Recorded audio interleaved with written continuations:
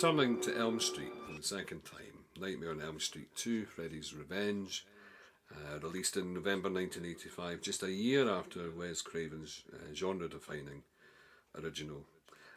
Nightmare on Elm Street 2, Freddy's Revenge, represents a swift capitalisation on the burgeoning horror phenomenon. Directed by Jack Shoulder and penned by David Chaskin, the film was a highly anticipated follow-up to the story of Freddy Krueger, the spectral child murderer haunting the dreams of suburban teenagers. However, upon release, Freddy's Revenge quickly garnered a reputation distinct from its predecessor, often marked by critical derision and fan confusion regarding its narrative choices and apparent disregard for the already established rules of the Freddy Dream-based powers.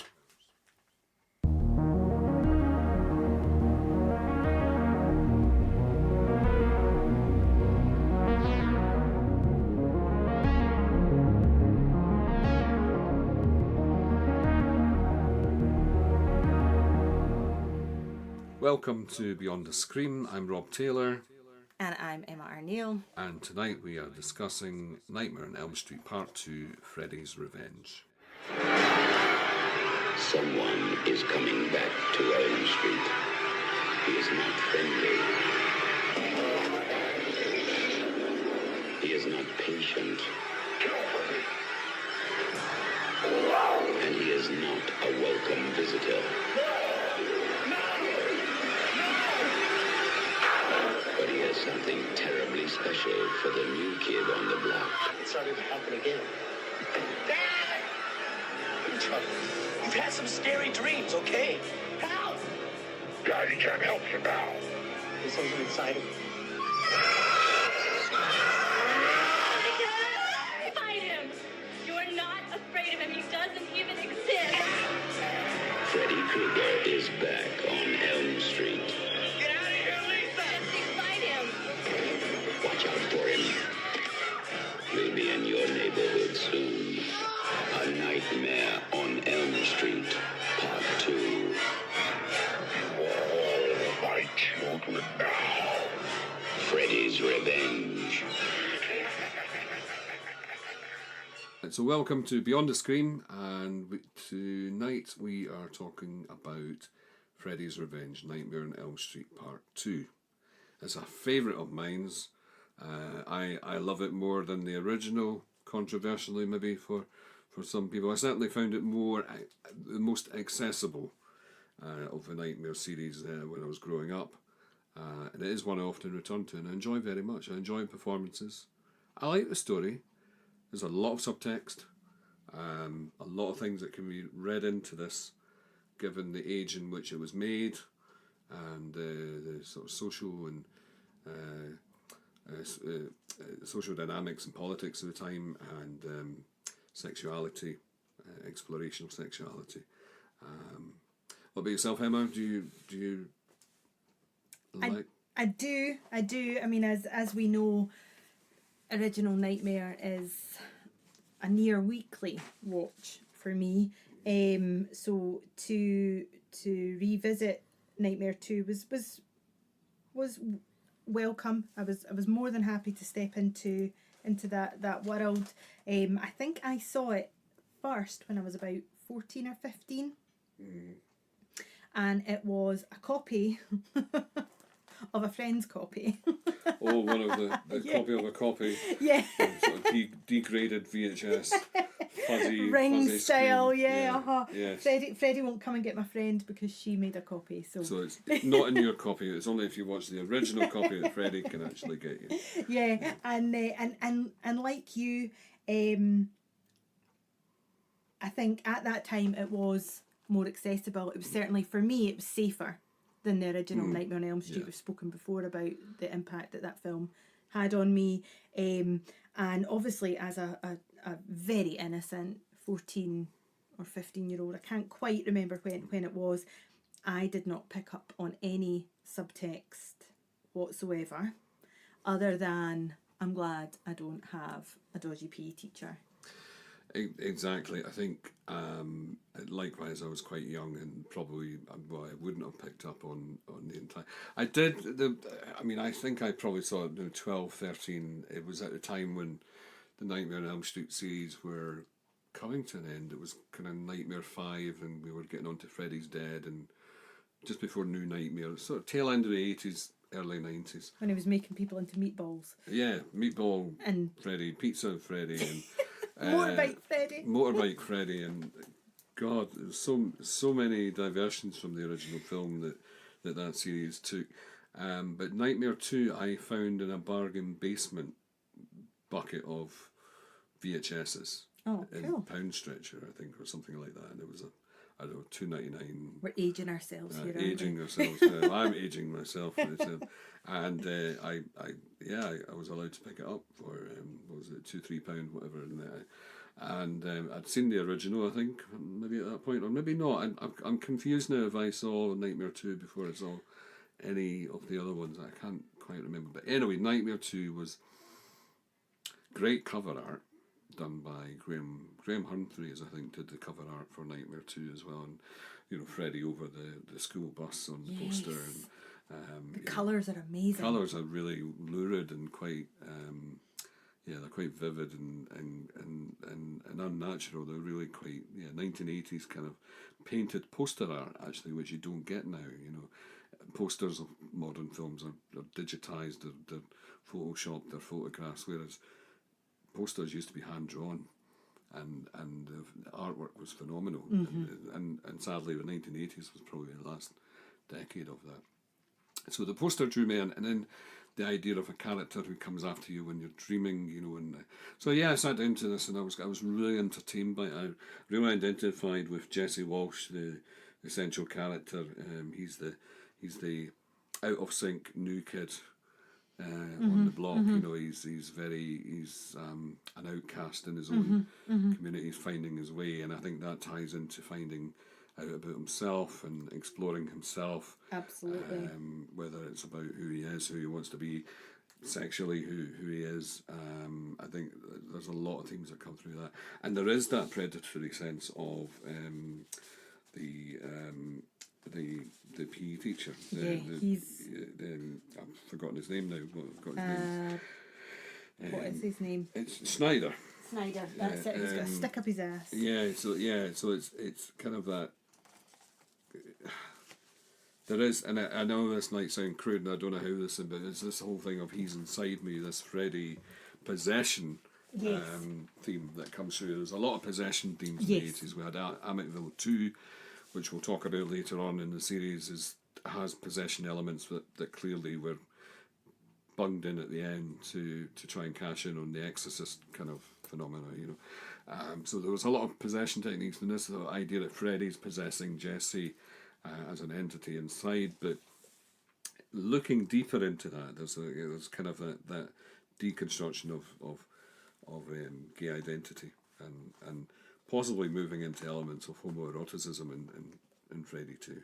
Yeah, and it was famously called the gayest horror film ever made. Well, again, it has that reputation, and it kind of it is. I mean, there's overtly, I think there's S&M elements in there as well. There's that sort of predatory gym teacher Schneider who is preying on Jesse. And then there's that scene in the shower, the changing rooms where he's tied up, and there's a lot of sadomasochistic kind of violence, really. Yeah. What's happening? I want all you.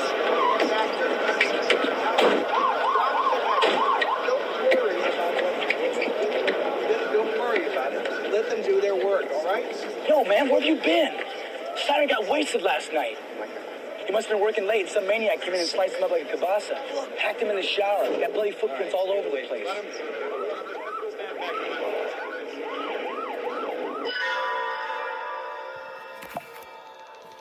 When they fight, which I thought was a very homoerotic fight between the two of them, and it starts with Jesse being scanted Yes. Yeah. which is an old word, isn't it? Scanted. To I've not heard that somebody. word since 1981. And it's now 2025. So Emma has just used the word scanted. Which is when you expose somebody's bum by pulling down their trousers, which would the boys at high school love to do to each other. I never was scanted, I don't think. No, nor was I. But So, I've been witness to scantings. You've been witnessing scanting. Not regularly. Not regularly. In the past. In the past. Not in the present day, but it's not a regular habitual goodness. watch of you. Sorry, Emma.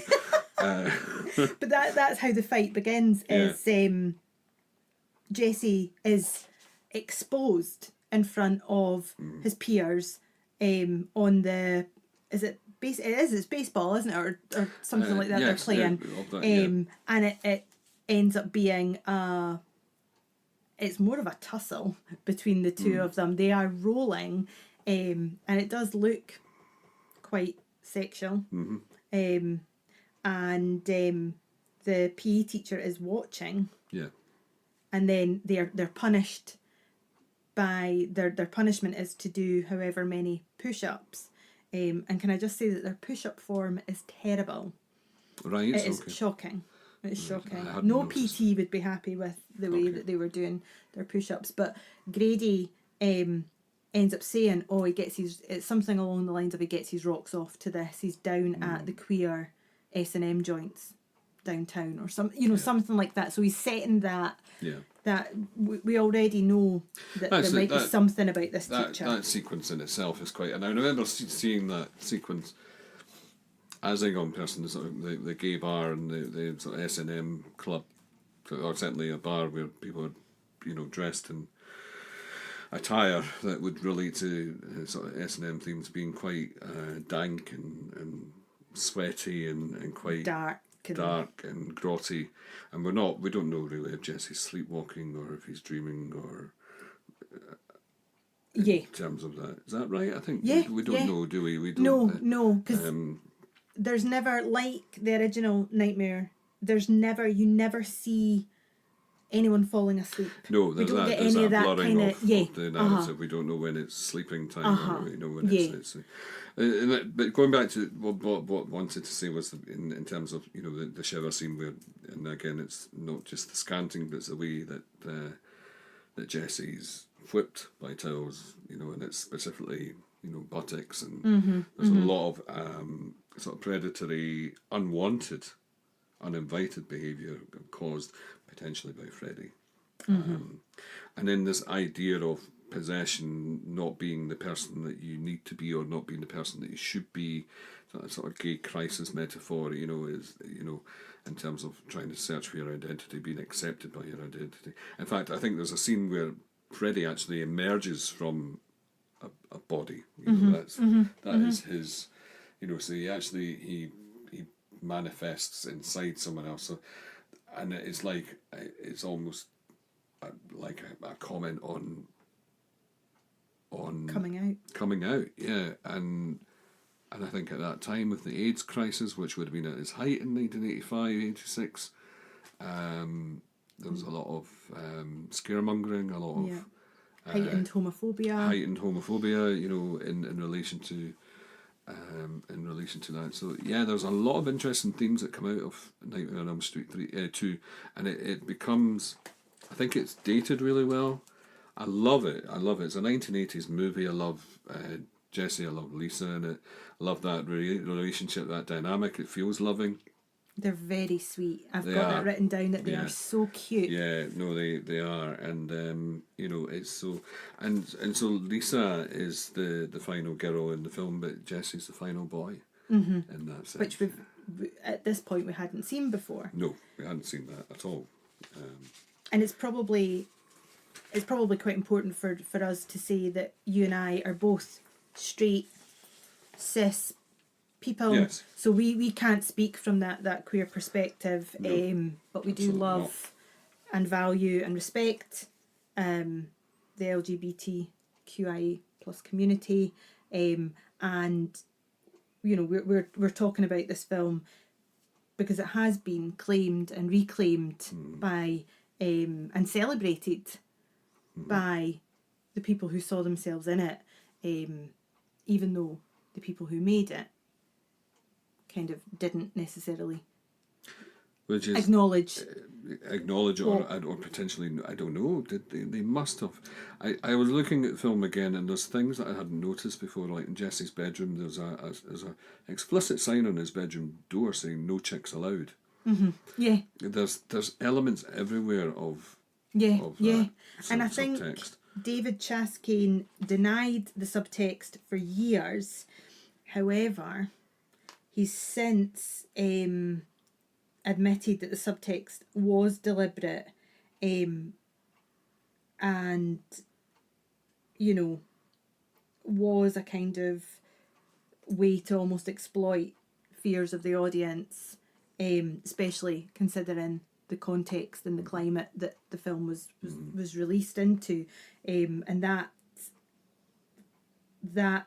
plays a big part in the Mark Patton documentary, Scream Queen. Right, where I've not seen this. It's great. I saw it a few years ago now, where basically it's kind of Mark Patton's kind of way of acknowledging basically that his being blamed for the kind of failure of this film was because of his performance and not because of the subtext and the writing and the imagery, and it's basically his kind of... Absolutely nothing wrong with Mark Patton's performance at all. He's he is amazing in it. great. I said that he's a real promising talent. Yeah. And it's such a shame that his career never took off.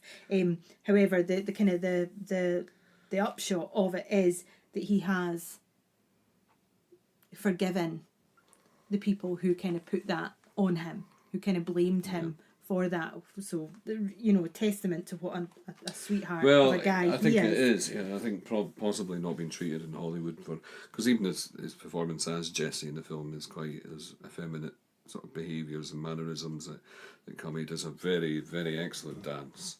I love With a pop gun. to touch me all night long. Performed by Wish.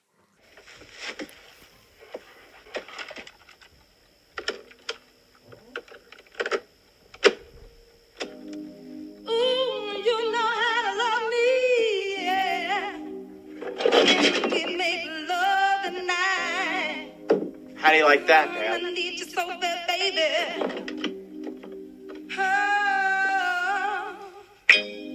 This is where you belong.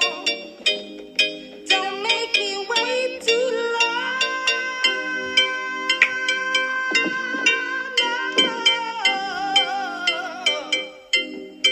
All night long.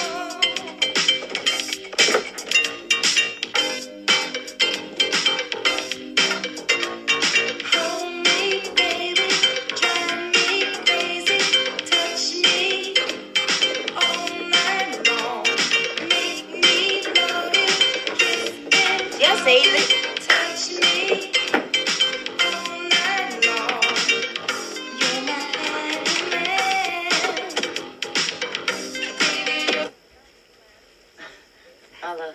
I'll leave the two of you alone. Excuse me.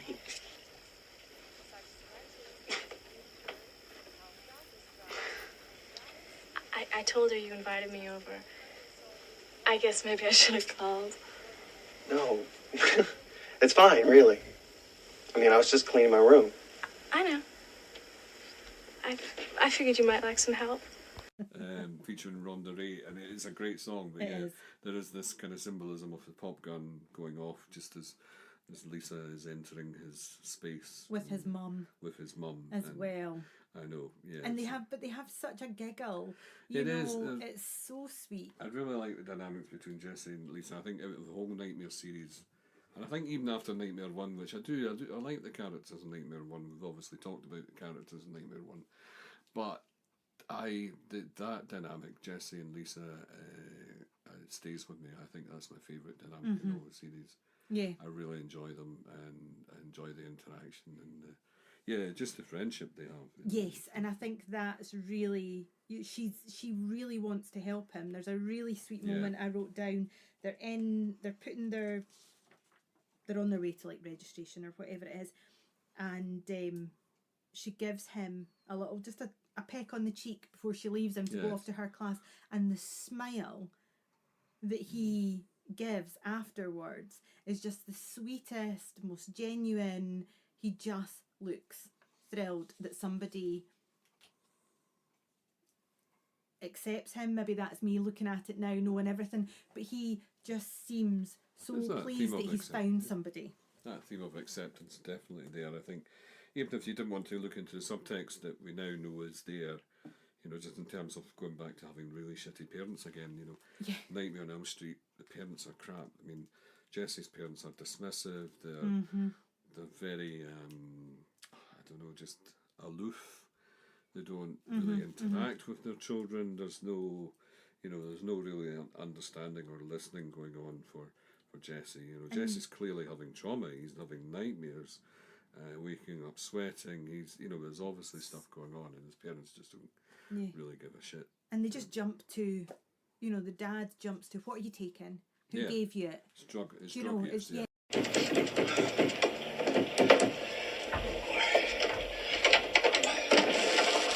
Good evening, Hans. Does this belong to you? Yes, he's my son. We found him out on the highway wandering around. He was naked. I'd keep a short leash on him if I were you. Thank you. Jesse, come here. Hey. Come here. 2 questions. You answer them, we can all go to bed, all right?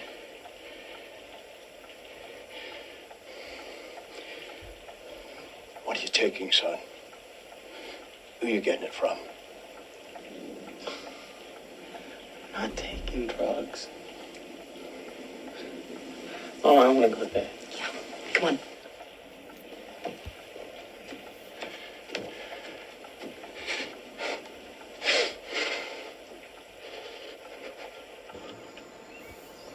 That's where his head goes, not why is my child waking up screaming, and his scream is amazing. He has a fantastic scream. He does, it's interesting you say that. I hadn't noted that, but he does, That scene where you don't see him, you know, normally in a film you would have that shot of him shooting up in bed screaming, but you don't. You see the family dynamic downstairs, so the cute little sister, you know, they're having their breakfast. It's very typical, if you like. Cereal. Yeah, I love that. That is so cool. Yes. And you hear that scream, and they all stop, and the little sister asks, "What's wrong with Jesse?" Do you know? And they say nothing's wrong with him. He's just having a nightmare, you know. But that's not a typical way that a child has a nightmare or a you know. It's a blood curdling scream, and he wakes up and he is pouring. It's a really sweaty film. Really a lot sweaty of fear film. in the film, isn't there? I think a lot of fear about being accepted. It's a fear about who you might be as a person. And fear about what you might do. Well, yeah, I think that comes into it as well. I think when you're looking at the backdrop of when the film was made and the society in which we're looking at conservative America, Reaganism, Reaganism, and then there was the whole, I think, I might be wrong, but I think AIDS epidemic was initially termed gay-related immune deficiency.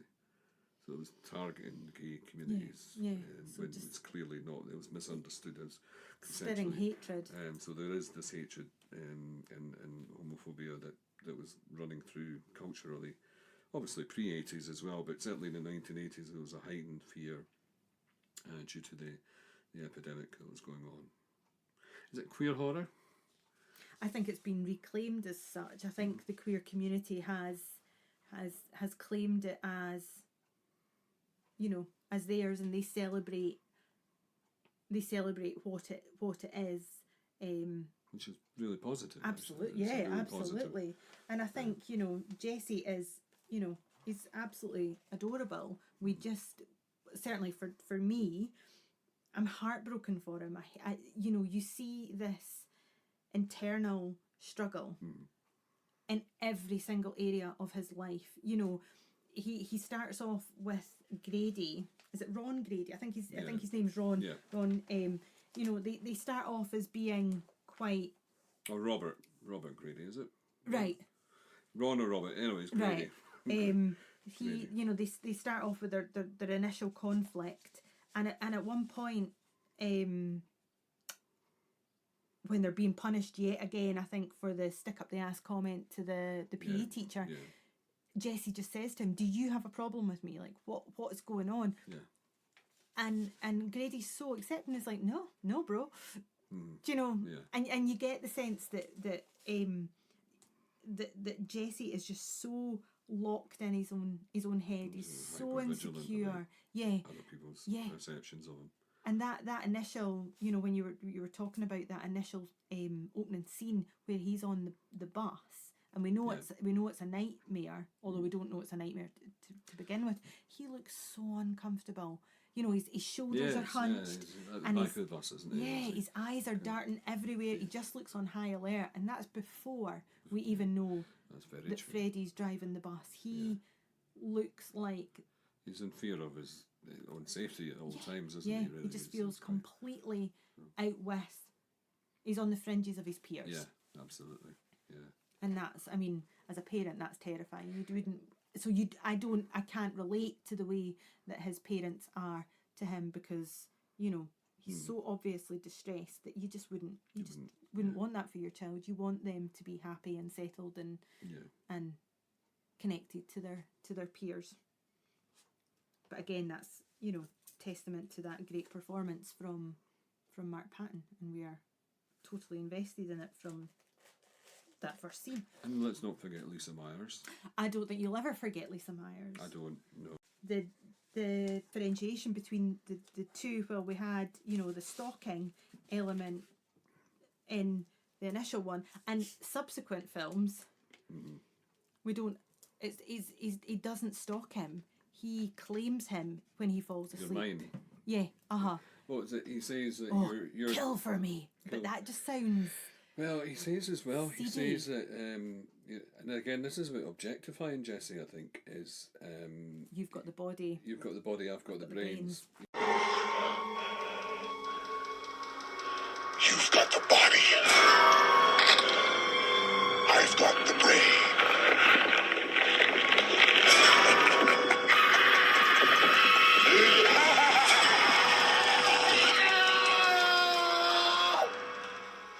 And I mean, obviously, women are objectifying, have been historically in film and media and things, you know. And there is this very sort of stark realization that Jesse, as a male figure, has been objectified by Freddy. It's just highlighting the body. It's a physicality of the possession element, which is kind of. This is where I think it gets a bit confused. I think there's maybe a get out clause in terms of what is the film actually describing, what's it talking about. You know, so we're safe within the realms of a possession element. You've got the body. I need your body to carry out. To kill for me. To kill. Yeah. But I think there's this just, again, this sexual... possession. This claiming him as ownership of physicality over you know, mindset or who someone is. Mm-hmm. Do you have any favourite kind of set pieces? Oh, I love the pool party, and it's a great shot. Freddy coming out of the pool. I think that's what I like. There's a bit. I love the 80s. I miss the 80s. I think there's a bit of a rose tinted childhood perspective I have on the 1980s. But when I watch the 1980s, filmed in the 1980s, I always get a bit nostalgic, and I love that kind of teenage kind of kid party. The sort of thing I never had because I was too young in the 80s. But you know, just. An American party. Yeah, it's very American, isn't it? And so I love that. I love the party getting disrupted. I love the boiler. I mean, this boiler room. The idea that the cellar, the basement, Freddy's lurking. You know, I love the aesthetics of the boiler room being brought into Jesse's house, as opposed to the original film where people were transported into Freddy's space. Yes. You know, Yeah. the boiler rooms come into Jesse's domestic space. This is, Freddy's claiming the building. He's Yeah. So it's entering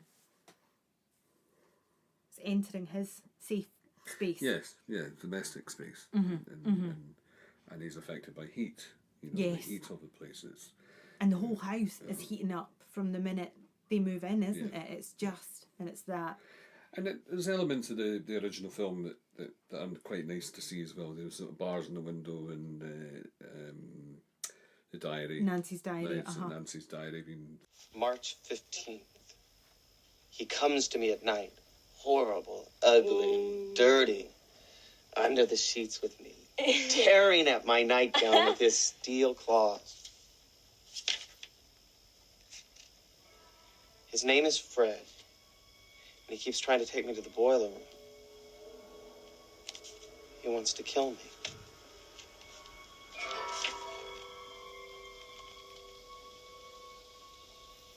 What is it?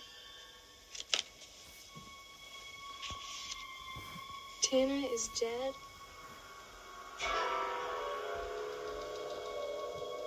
Jess, are you okay? It's just something that Grady said to me. About the girl that used to live here. How she went crazy when she saw her boyfriend get murdered across the street.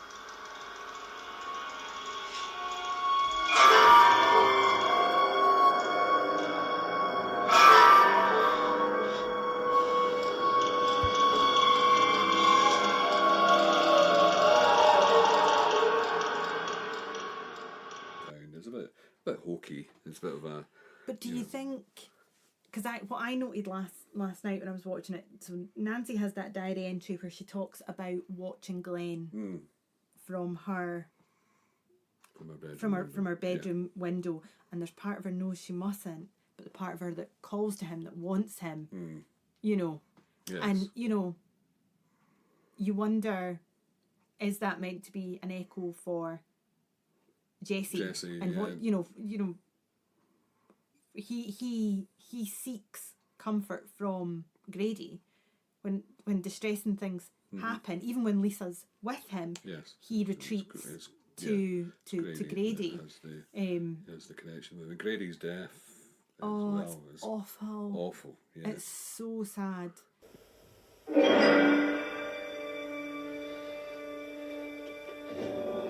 Grady?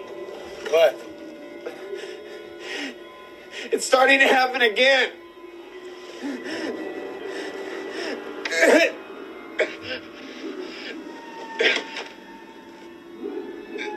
Jesus. Hey, man. What the fuck's wrong with you, dude?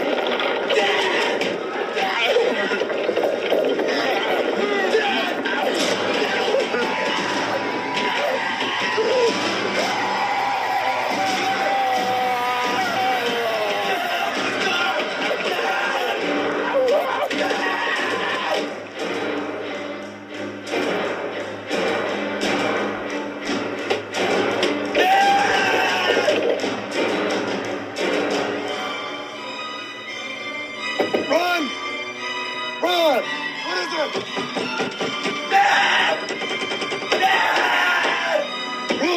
this door!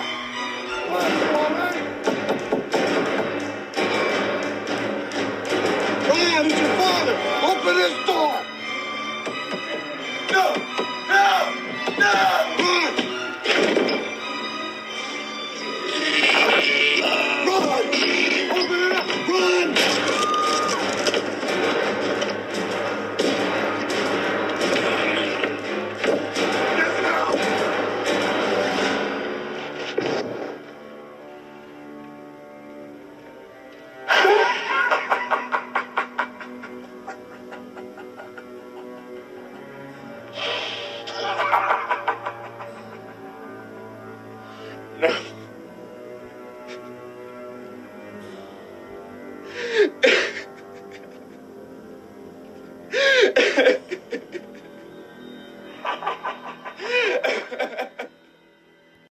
His parents are so angry with him as well. Like, you know, again, parents of Elm Street and its surrounding areas are bullshit. It's really good, and it's the sort of stuff I hadn't seen when I first watched these films. And I mean, the films were all about the face value of them, the shock and the gore, and you know, and the forbidden nature of watching an 18 movie. So that's how I first encountered the films. But now starting to appreciate them differently.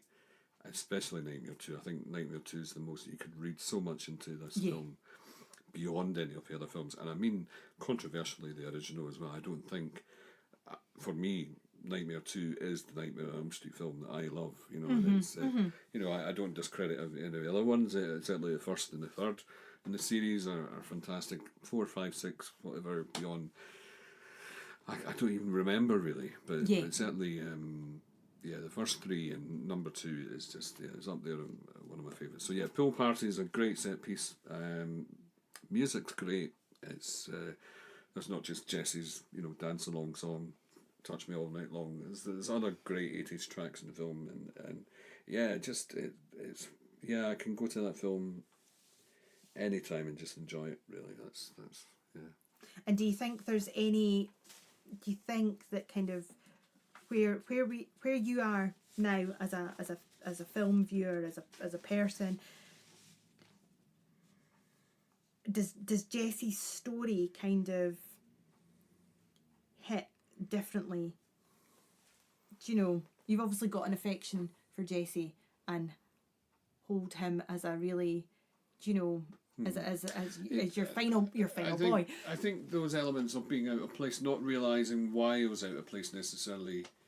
As a younger person, I didn't feel in place in terms of school, and I had definitely had friendships, but very specific friendships. I wasn't, I didn't socialise greatly, and so there was this kind of outcast feeling. I think I always related to characters in films that were a bit outcast. Yeah, you see yourself within them. Yeah, I used to get called Chunk at school from the Goonies.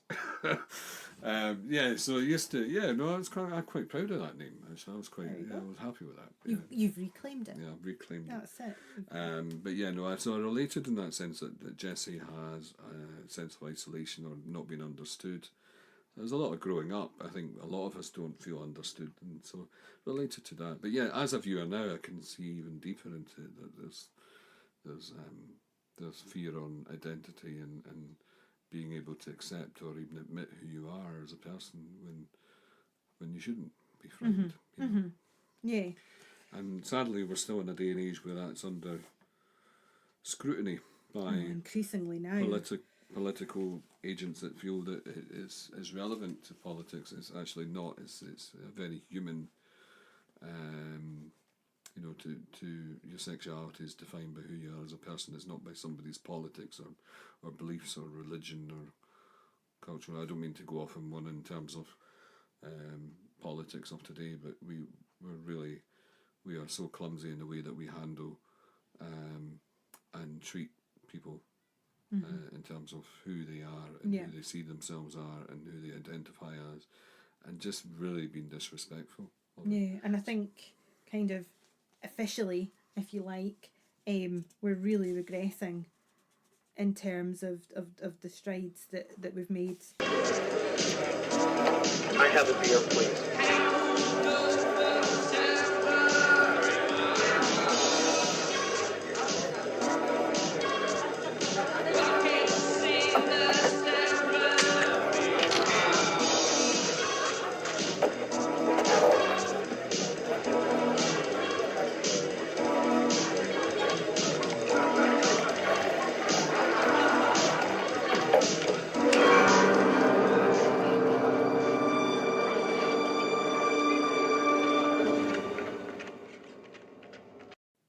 the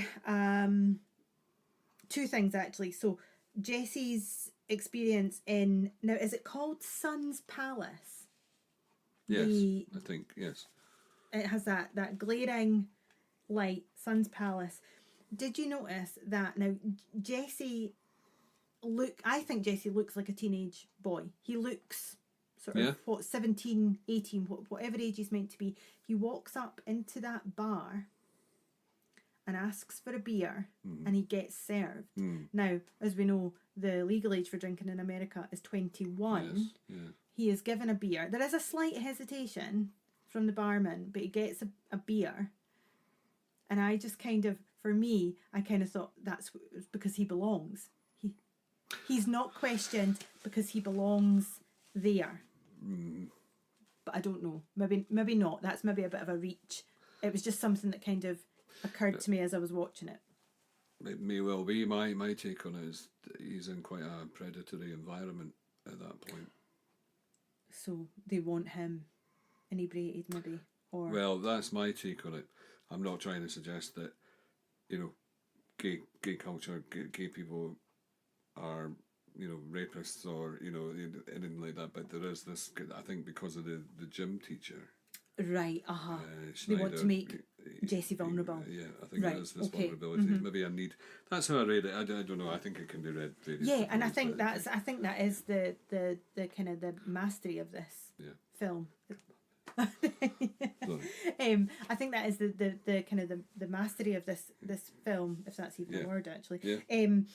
That there is so many ways that it can be, because obviously we're looking at it from a straight eye, and a completely accepting eye, but also there's so many people that would have a completely different read on this film. But what I also noticed is, so we're kind of staying on that that sequence, if you like, when Jesse is forced into the shower.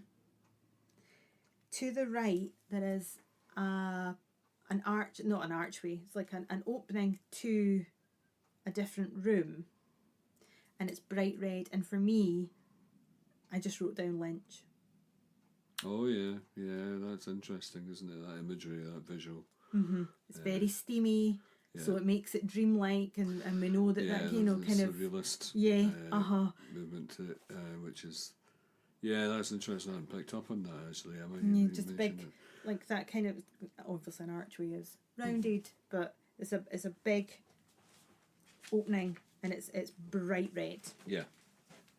And it just kind of imagery, just Lynchian imagery, is it kind bringing of together two different environments, isn't it? That the sort of the red light of, I don't know, indulgence and. The red room. That's what the red room is, isn't it? It's that kind of bringing together, and I don't know. That's interesting. It'd be interesting to go back and look at the imagery on some of these things. And then so I wrote that when Schneider is shackled by the skipping ropes in the shower, and Jesse's obviously not there because it's meant to be Freddy, that felt like a rape scene. And then we get the next image, which is really, really powerful, which is Jesse naked with the glove. Like, these are all very powerful kind of images that we're seeing. And the way that the Schneider's screaming no, just kind of and Schneider's seen as quite a bullying authoritative figure up until that point. He's become hugely vulnerable and is he impaled? Is he impaled on No, he's shackled by the skipping ropes to the shower heads, and then he's whipped with the towels, and then he's sliced.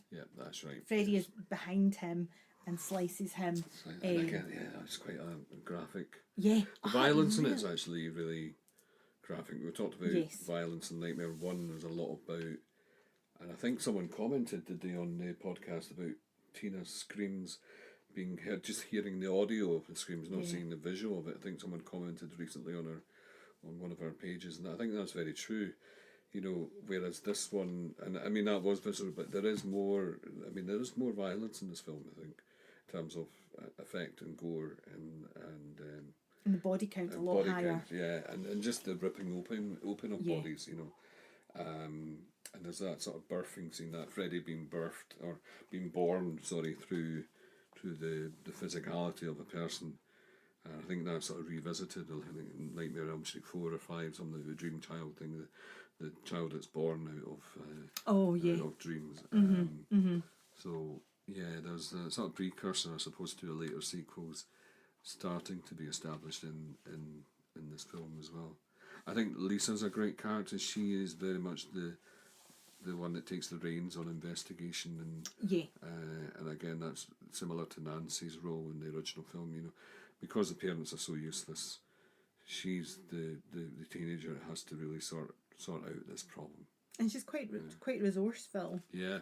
You know, and she kind of coaches. She's coaching Jessie through all this. You know, when towards the end, when you know they're really. There's no Jessie left. There is only Freddy, and she's sort of saying, "You can do this. You can fight him." And of course, it's the fairy tale. It's almost Disney, isn't it? You know, I love you enough to vanquish the bad man. Do you know what I did write about Lisa though? You might not like that. Okay. So one of her quotes is, "Just because you dreamt it doesn't mean you did it." And I just wrote, "Lol, she really does fancy him enough to turn a blind eye to murder." I was like, "Oh, Lisa, come on." I like that, yeah. Play a wee bit hard to get. Oh God, that's really good. I like that. And then underneath I wrote Detective Lisa and Jessie, just what you were saying. Right, so sorry, sort of preempting what you were going to say. Yeah, I think it's quite evident it's sort of that girl power stuff, you know, that's coming through in terms of, you know, female strength and ability and yeah, I think overall the film's so underrated and underappreciated, and I think I'm glad it's been reclaimed by, you know, LGBT communities and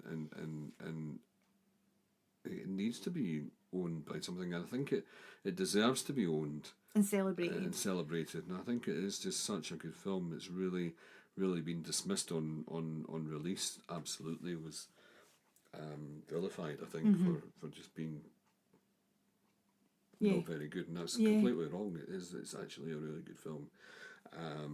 And I will always champion Freddy's Revenge. I think that's if you want to talk to me about Nightmare on Elm Street, be prepared to talk about part 2, because that is, for me, that is the almost perfect film. And as you say, the ending's a bit Disney. There's it's a wee bit clunky, but there's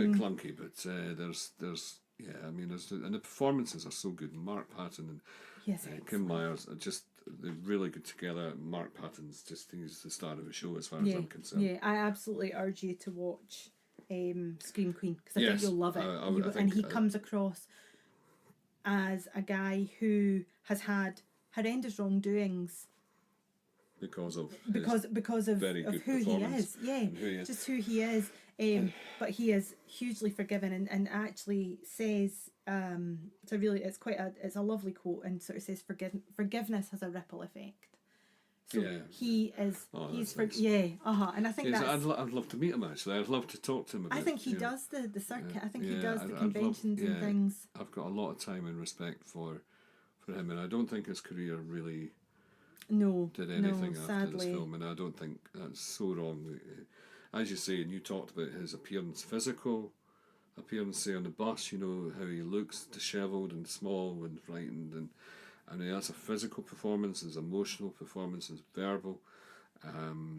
He's got it all. Yeah.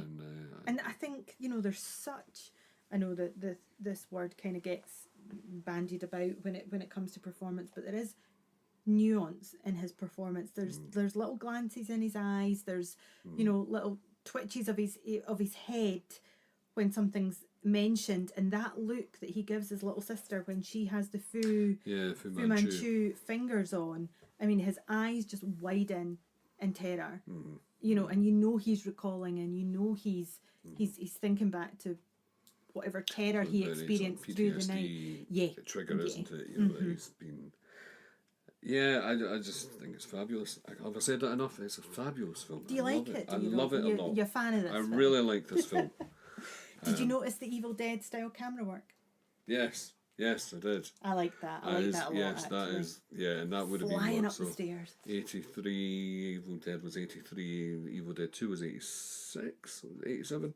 So yeah, Evil Dead it would have been. Yeah, so yes, I think there was definitely a homage to Evil Dead there. And I like that. I like that a lot, actually. And did you clock the grossest screen kiss between Jesse and Lisa? It's not. It doesn't look like a great snog. No, I have to say. No, it was a missed opportunity, I think. Yeah. But I think that kind of almost, for me, that almost kind of cemented their relationship, because actually it's complete love, complete acceptance. Yes, of each other, yes. But actually that sexual chemistry isn't necessarily there. Yeah. Do you know, it just looks like the purest friendship. And it almost gets there, doesn't it? The act of having sex is almost there before it's interrupted and torn apart by. Well, that's it. Freddy's tongue. You know, as soon as he begins to kind of make contact with Lisa's body, you have this. You know, his tongue becomes Freddy's horrible tongue, and then he recoils. And that poor girl probably thinks it's her. Yes. Yeah. And she's spoken about as being the rich girl, isn't she? Mm-hmm. The That's rich. right, yeah. I can't remember how. I think if you're living in a house like Elm Street, though, you've got to be pretty. Yeah. It's a rich. nice area. It's a nice area. I've written down. We love that street. Is it California? Is that where it's meant to be? I think so. It's a lovely area. Yes. And I love that. My budget, I think. Yeah, I love that her parents let her have this pool party. Yeah. And then they retreat up to their bed, and all these teenagers are watching for the lights to go out so that they can party. And it's brilliant, isn't it? Did you think that the lights going out made them deaf? It made them absolutely deaf, and they can't hear a thing. That was great. And it's nice party. Come on, Skinny. It's time for bed. You're in charge, Hot Shot. 12:30, miss. No later. 12:30. Have a nice time.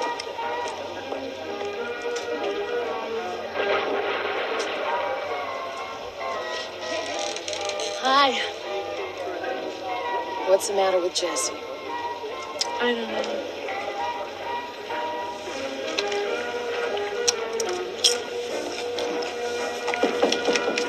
Jesse, I'll be out in a second.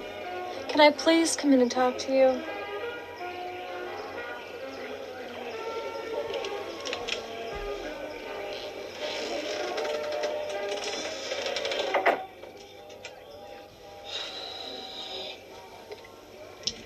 Listen, I'm gonna leave. I'm not into this.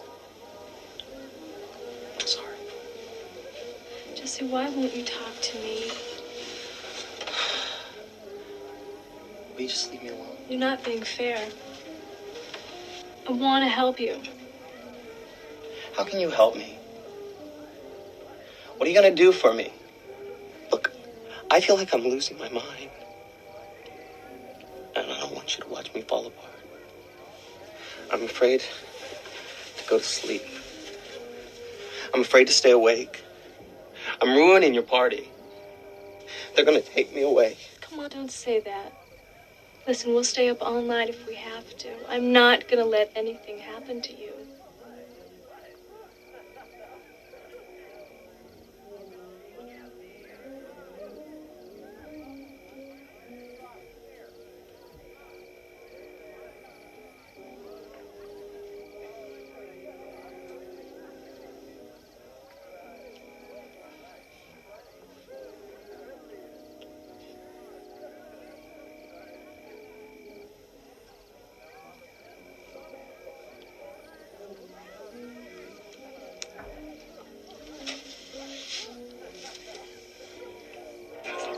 Any second, honey, second.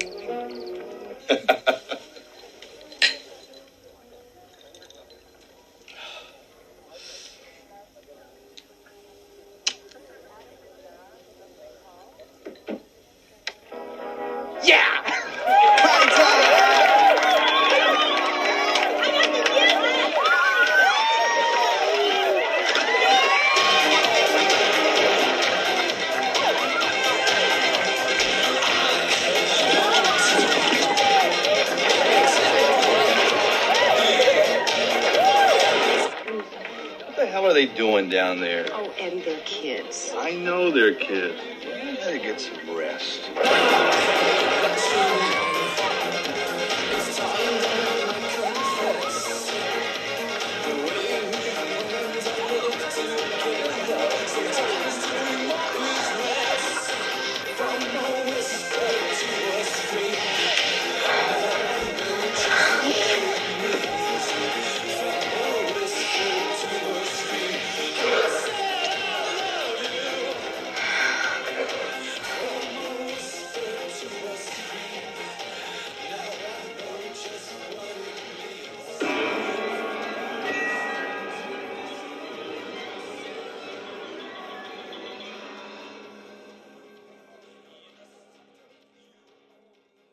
Again, there's that sort of 80s vibe about it. It's very kitsch, isn't it? I like that. Yeah. You know, wait for the lights out, and then there's a cheer, and the party's on, and it's just the adventure of youth. Going back to that pool party, just very, we're not going back to it, we're chatting about it. But did you, on this watch, kind of notice anything about, now, as everybody knows, as you know, as our lovely listeners know, I would go to the ends of the earth for Robert Englund and his performance of Freddy. But it just looked... He's not a big guy. We've spoken about that before. He is, yeah. He's quite a slight guy, actually. Yeah. And he's got it looks like any one of those teenagers could probably have taken him out. Yeah, I'm invested in Freddy at this point. I think Freddy can do some real harm. So I get what you're saying. There is the stature of Robert Englund there, and maybe, you know, size and gait that he has, but he's very intimidating. I think it's the bus driver, and we see Robert Englund for the first time. I love that. And I'd forgotten about that. He's just such a cutie pie. I just love him so much. He's the one that he's driving the bus at the beginning, so he's out of Freddy makeup, so we're getting to see... I believe Robert Englund almost didn't appear in this film, from what I understand. Oh, really? Was he not I believe not signed on for it? He didn't want to sign on for it, and I may be wrong in terms of what he wished to do or what he didn't want to do, but in terms of he wasn't going to have, you know, in terms of, I don't know, in terms of what he would be paid and things like that, wasn't going to be very worthwhile, and yeah, they had to do it. I think they had started production, but then realised quickly that it wasn't going to work without Robert Englund. And I think, again, that says a lot about Robert Englund already embodying a character that he's only played once before, and being required to be in the series. Yeah. And I think I'm wrong. I think I'm right in saying that it's not until about Nightmare 4 that I think Robert Englund's quoted as saying that he felt that he got free reign of what he wanted to do with Freddy's performance. Right. Whereas he could do anything. I just love him. Yeah. Robert, if you are listening, if the stars align and you're listening to this podcast, we think you're fantastic. We do. And yes. We'd love to see you and hear from you. Yes. Yeah. That sounds a bit. Come and sign the glove. Yeah. Please. I wrote Poolside Massacre. Yeah. Elm Street Poolside. Yeah, Massacre. It's interesting. It's a good. I think it's different, isn't it?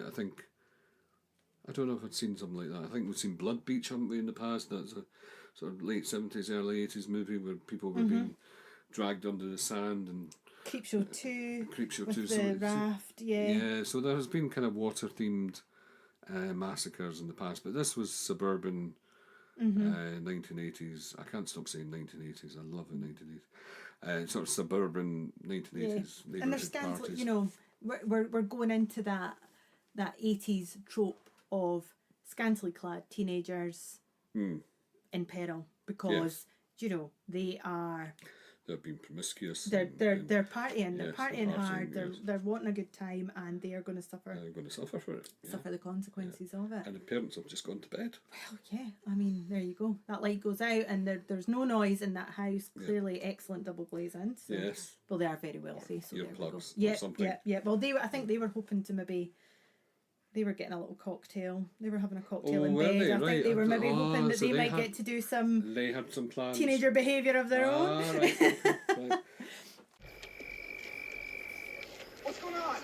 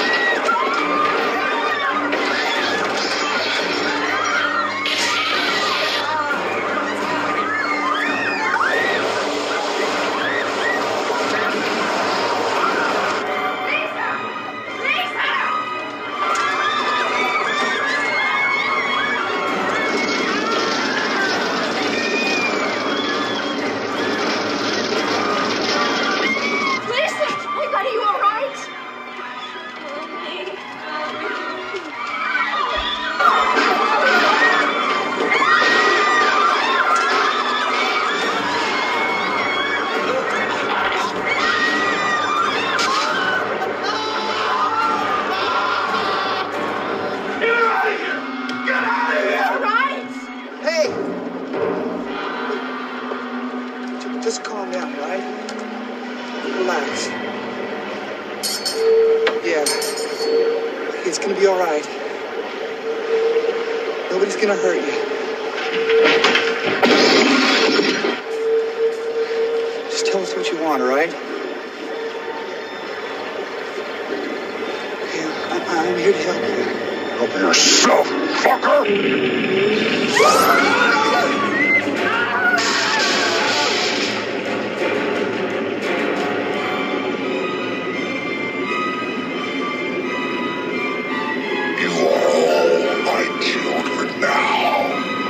Is there any really creepy imagery for you in this one? I've got one in mind. I wonder if it's the same one. Well, it's I've got the brains and the ripping off the head. I think, and it's done in shadow as well. There's not. I'm sure I'm right in saying that it's in the hallway of Jesse's house. And you've got the body, I've got the brains, and he peels back his head. Yes, And you get the visual, you get in the light somehow, you get the sort of throbbing brain exposed, and it's just very, I found that. I always found that when I was young, I found that quite frightening because it is cast in shadow. You don't quite see everything, but you see enough to make it quite visceral, quite disturbing. So I like that shot. I love the pool party we talked about. Obviously, I love that kind of setup. But I think within the house, and I think the idea of something in the basement is always something that I've found quite creepy. Yeah. I've never gone into. There's not many houses that I've been in that have had basements, but whenever I'm moving in somewhere, or if I was renting somewhere in the past, or if I moved into a new house, I have to check the attic. I have to make sure that attic's clear. There's nothing in it. There's no rocking chair. No rocking chair, nothing like that. Otherwise, I'm not comfortable. There's no covered up I've mirror done that or in places something. that I've rented. I've gone up the attic and just had a look around to make sure there's nothing in it. And I think the Have space. you got an extendable mirror? I like to think that you're up there with like a No, selfie I've stick never style. used that. I always have to just get my ladder and just pop You're my head brave. up. Yeah, Wow. I'm quite brave. But so I get the idea of space in a house that could be dangerous, and I like that in the sort of basement and the boiler room coming into Jesse's houses.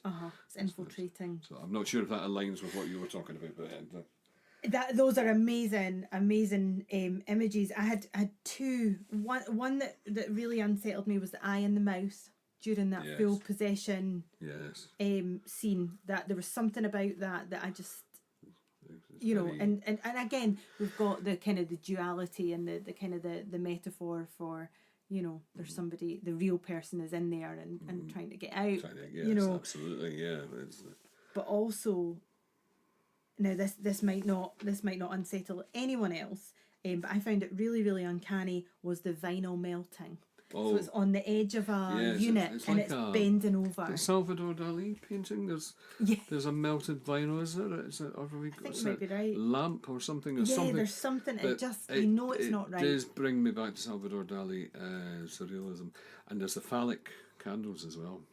Oh, I didn't Very clock phallic them. shaped candles. Oh, really? Unless I'm becoming more hyper vigilant over things, but yes, I'm sure there's imagery that, you know, again, the idea of everything melting is quite. Mm-hmm. Mm-hmm.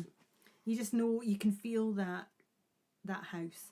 Yeah. You know, we're sat in a listeners. We're in a not very large space. It's a unusually hot day in Scotland, and this little space is roasting. So you can imagine when the house gets to the point where everybody is the sweat's pouring I've got a off really them. big vinyl collection. I would cry so much if any of those melted. Protect that at all costs. I know.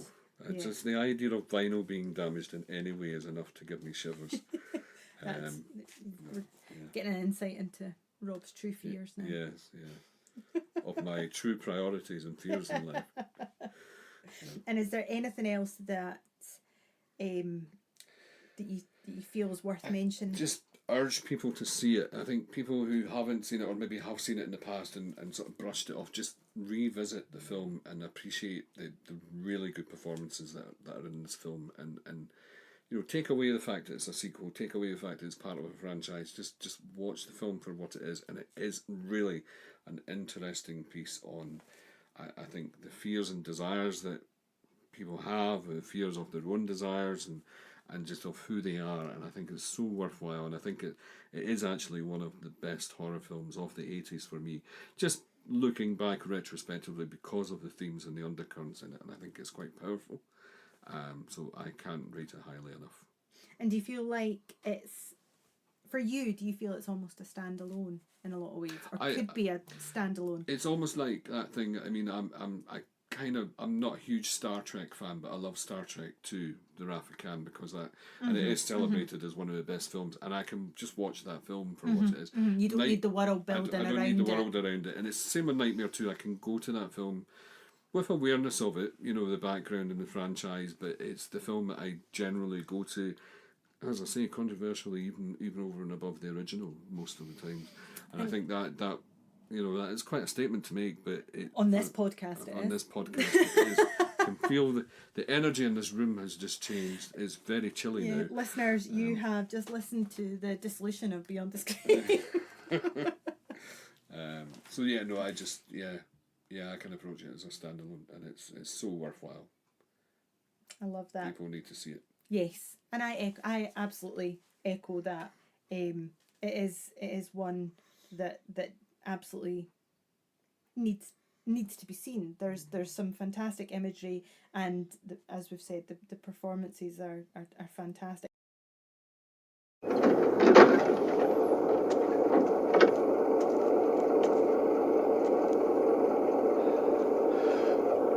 I'm sorry. I'm sorry. It's okay. It's all right. Jesse, it's okay. It's all over.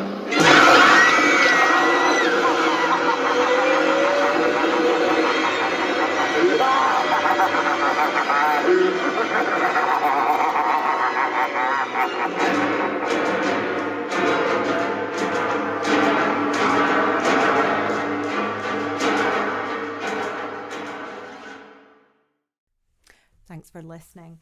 We hope you enjoyed our deep dive into Freddy's Revenge. If you liked what you heard today, follow, rate and find Beyond the Scream wherever you get your podcasts.